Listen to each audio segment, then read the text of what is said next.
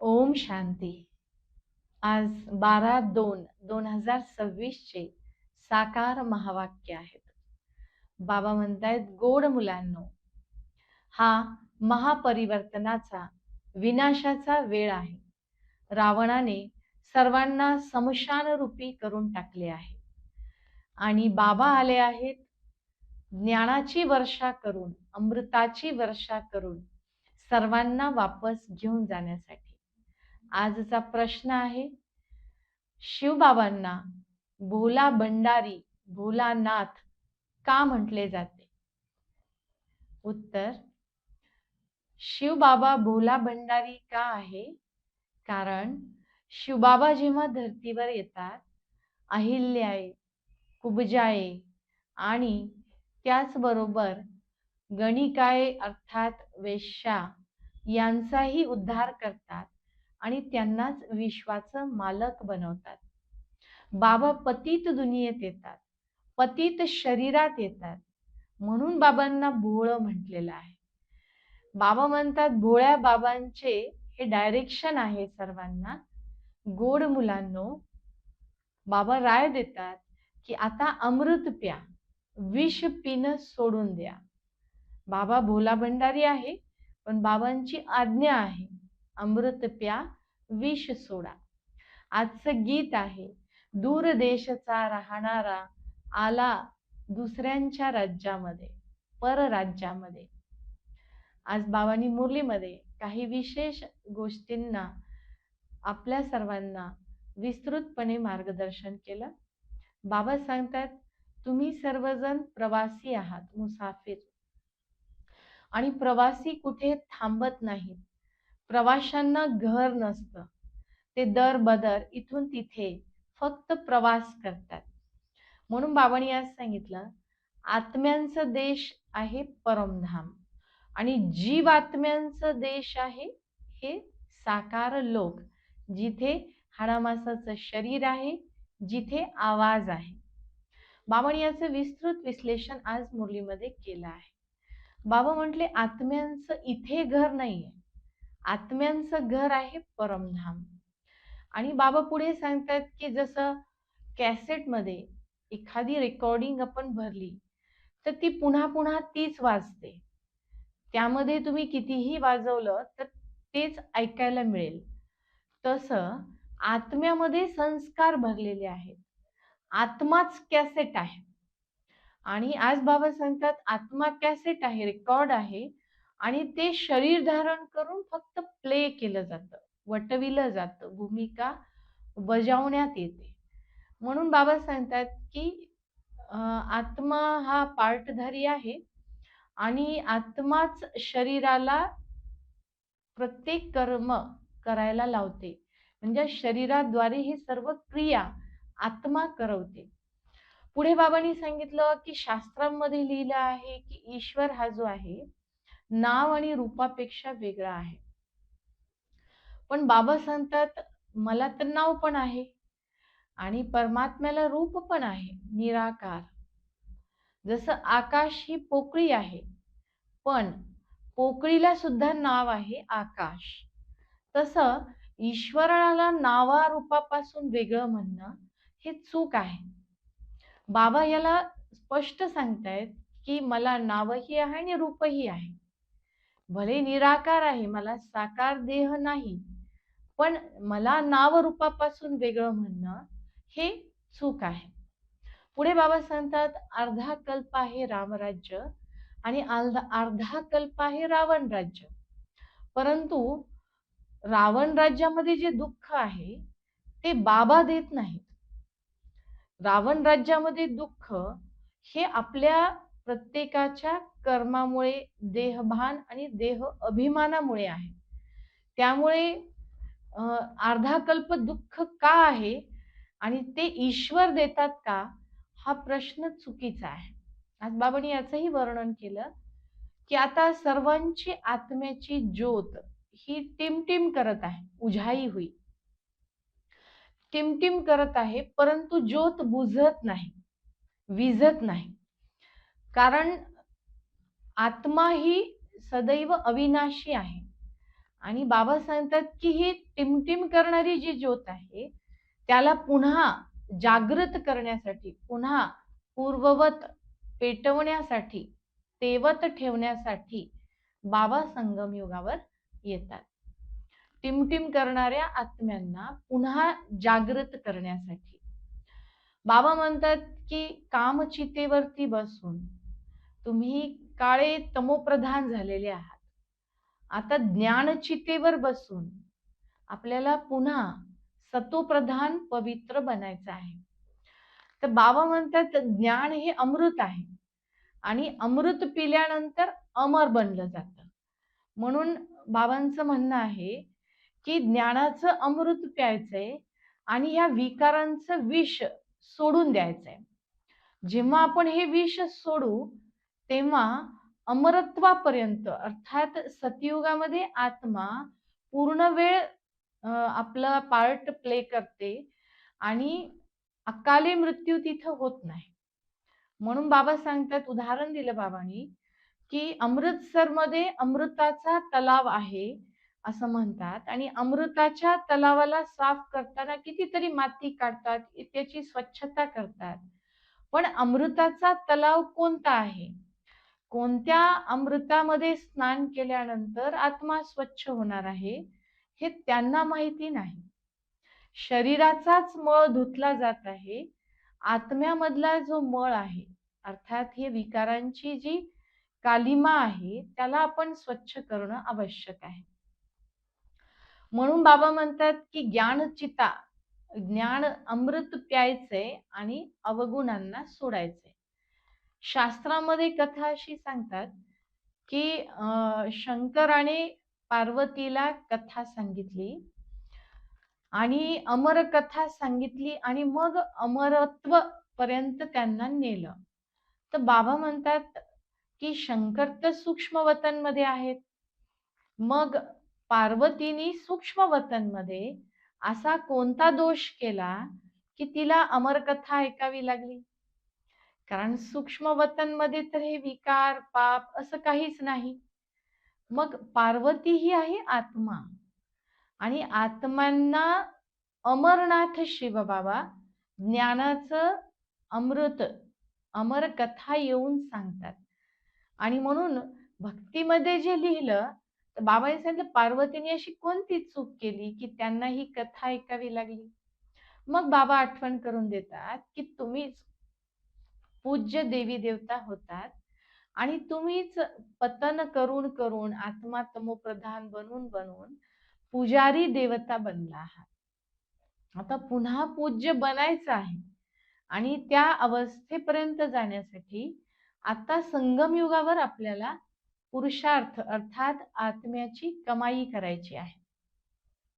पुढे बाबा सांगतात की तुम्ही सर्व आत्मे सीता आहात आणि सीता म्हणजे भक्तिया. बाबांनी शब्द वापरला की ज्यांनी खूप अतोकाट ईश्वराची आठवण केली, एकाचीच आठवण केली, अशा सीता अर्थात भक्तिया त्यांचा उद्धार करण्यासाठी परमात्मा रामाला यावं लागतं. परमात्मा राम येऊन या रावण अर्थात विकारांच्या बंधनातून आत्मारूपी सीतेला सोडवतात. म्हणून बाबांसाठी शब्द आहे लिबरेटर, दुःखातून काढणारा, मना संकटातून वाचवणारा. लिबरेट करणे अर्थात काढणे, फसलेल्यांना काढणे. तर बाबा लिबरेटर आहे. दुःखातून आपल्याला अशांतीच्या दुनियेतून शांतीच्या दुनियेत, पतित दुनियेतून पवित्र दुनियेत आपल्याला घेऊन जातात. बाबा सांगतात की जसं एखाद्या लग्नाची वरात असते आणि वरातीमध्ये काय असतं की पती पत्नी असे सोबत चालतात, त्यांच्या मागे वाराती जे मागचे बराती असतात ते चालतात, वरातीतले अन्य लोक. तर बाबा सांगतात की शिवबाबा आहेत पती, आपण सर्व आत्मे आहोत पत्नी, पण सोबत कोण जाऊ शकेल जे समान संपन्न बनेल. मागून जाणारे तर वरात संपन्न बनेल, मागून जाणारे तर वराती असतील जे की समान नाही आहेत. म्हणून आत्म्याची जोड परमात्म्यासोबत आपल्याला इथे जोड अर्थात संबंध जोडायचा आहे. आणि तो संबंध जर जुटला तर आपण बाबांच्या सोबत सोबत जाणार आहोत. म्हणून बाबा सांगतात की तुम्ही सर्वजण मला एकालाच आठवण करा. बाबा म्हणतात जसं भक्तीमध्ये माळ असते आणि ती माळ जेव्हा जपतात तेव्हा पूर्ण माळ जपून झाल्यानंतर फुलाच्या पाया पडतात आणि राम राम म्हणून त्याचं पूजनही करतात. तर बाबा सांगतात हे जे वर फूल आहे ते निराकार परमात्म्याचं प्रतीक आहे आणि ह्या माळेतील मणी आपण सर्व बाबांचे मदतगार पुरुषार्थी आत्मे. ज्याचा जसा पुरुषार्थ असेल तर ते बाबा म्हणतात प्रथम रुद्र माळेमध्ये येतील आणि त्यानंतर विष्णूच्या माळेमध्ये येतील, ज्याचं मग भक्तीमध्ये पूजन केलं जाईल. म्हणून पुढे बाबा सांगतात की फक्त फुलांची माळा जपली आणि त्या फुलाची पूजा केली तर आपण सतयुगात जाण्याच्या योग्य बनू असं नाही होणार. माळेचा मणी बनण्यासाठी आपल्याला प्रयत्न करावा लागेल, ईश्वराची आठवण करावी लागेल. पुढे बाबा सांगतात झूठखंड, सचखंड हे सर्व ज्ञान बाबांनी आपल्याला इथे दिलं. झूठखंड म्हणजे कलियुग आहे, सचखंड म्हणजे सतयुग आहे आणि इथे आपल्याला रावणाला संपवायचं आहे. म्हणून आपण दरवर्षी रावणाला जाळतो पण रावण जळत नाहीये. त्याचं कारण काय आहे तर विकार संपत नाहीये, विकारांची अति होत आहे आणि आपल्यामधील सुद्धा विकार संपत नाहीयेत. म्हणून भक्तीमध्ये फक्त काय केलं, रावणाला जाळलं आणि सीमा उल्लंघन करून सोनं लुटून आणलं.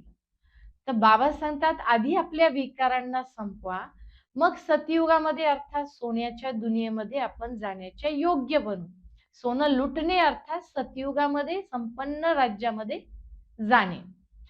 हे काट्यांचं जंगल आहे कलियुग आणि फुलांचा बगीचा आहे सतयुग. म्हणून बबुलनाथ असं म्हटलेलं आहे. बाबा काट्यांपासून फूल बनवतात म्हणून बाबांचे एक नाव बबुलनाथ असेही आहे. म्हणूनच शिवाला भोला भंडारी म्हटलं की वैश्याये, अहिल्यासारख्या अन्य कुबड्या माता अशा कुबड्यांना सुद्धा उद्धार करणारा आणि विश्वाचा मालक बनवणारा, पतित शरीरात येऊन पतित दुनियेत येऊन आपल्याला पावन बनवतात. म्हणूनच बाबाला भोळा असं म्हटलेलं आहे. बरं, काही जण बाबा म्हणतात, काही जण असे आहेत जे बिडी सिगरेट सोडू शकत नाहीत, म्हणतात की आम्ही विकारांना सुद्धा सोडू शकत नाहीत. तर बाबा म्हणतात जे विकारांना ह्या अवगुणांना सोडू शकत नाहीत ते सतयुगामध्ये कसे येऊ शकतील. सतयुगात जर यायचं असेल तर ह्या सर्व अवगुणांना विकारांना सोडावं लागेल. नाही तर विकारांशिवाय काही जण राहू शकत नाहीत तर ते सतयुगामध्ये येऊ शकत नाहीत. शेवटी बाबा सांगतात मी महाकाल आहे. विकारांना सोडणारे असो अथवा न सोडणारे असो, बाकी सर्वांना मी वापस विनाशानंतर घेऊन जाण्यासाठीच आलेलो आहे. महाकालचा अर्थ सर्वांना घेऊन जाणारे, एकदाच घेऊन जाणारे, काळांचाही काळ महाकाळ. तो काळ येतो तेव्हा एकाला घेऊन जातो, महाकाळ सर्वांनाच घेऊन जातात. पण बाबा सांगतात महाविनाशाच्या आधी स्वतःच्या कर्माला बदला आणि चांगल्या गुणांना धारण करा. शिवबाबांच्या आठवणीने आपल्या विकर्मांना विनाश करा, तर महाकाल बाबांसोबत आपल्याला जाता येईल. पुढे बाबा सांगतात की विनाशानंतर नवीन युग येणार आहे, तर नवीन युगामध्ये जाण्याच्या योग्य बना. अच्छा, गोड गोड मुलांप्रती मातपिता बापदादांची विशेष आठवण व याद. आत्मिक पित्याची आत्मिक मुलांना नमस्ते, आत्मिक मुलांची आत्मिक पित्यास नमस्ते नमस्ते. धारणेसाठी मुख्य सार आहे, या अंतिम वेळेमध्ये आपल्याला अंतिम जन्मात विष सोडून अमृत प्राशन करायचे आहे व अनेकांना करवायचे आहे. पावन बनायचे आहे आणि काट्यापासून फूल बनण्याची बनविण्याची सेवा करायची आहे. दुसरा पॉइंट आहे, विष्णूच्या गळ्याच्या माळेचे मणी बनायचं आहे आणि मणी बनण्यासाठी बाबांची आठवण तीव्र करायची आहे. पूर्ण मदतगार बनायचे आहे आणि बाप समान दुःखहर्ता बनायचं आहे. आजचं वरदान, आपल्या अलौकिक आत्मिक वृत्तीद्वारे सर्व आत्म्यांवर आपला प्रभाव टाकणारे मास्टर ज्ञान सूर्य बना. एखादी आकर्षक वस्तू असते तर ती सर्वांना आकर्षित करते. तर बाबा म्हणतात, तुमची अलौकिक दृष्टी, अलौकिक वृत्ती, न्यारी आणि प्रिय वृत्ती सर्वांना आकर्षित करणारी असावी. मास्टर ज्ञान सूर्य आपल्याला बनायचा आहे. ज्ञानाचा सूर्य अर्थात ज्ञानाची किरण अनेक आत्म्यांपर्यंत पसरवायची आहेत. आजचा सुविचार, सदैव स्वमानाच्या सीटवरती स्थिर राहा, तर सर्व शक्ती आपली आज्ञा मानतील. आजचा अव्यक्त इशारा आहे, एकता आणि विश्वासाच्या विशेषतेद्वारे सफलता संपन्न बनण्यासाठी ज्ञानासोबत स्नेही बना. स्वतःची सेवा स्वतःच करा आणि स्वतःची सेवा म्हणजेच विश्वसेवेचा आधार आहे. आणि सेवेसोबत 2 शब्द नेहमी लक्षात ठेवायला सांगितले बाबांनी, निमित्त, मी निमित्त आहे आणि मी निर्माण आहे, निरहंकारी आहे. या 2 गोष्टीच्या द्वारे एकता आणि विश्वासाचं संघटन मजबूत बनेल. तर या सर्व गोष्टींना आज बाबांनी विस्तृतपणे सांगितलं आहे. ओम शांती.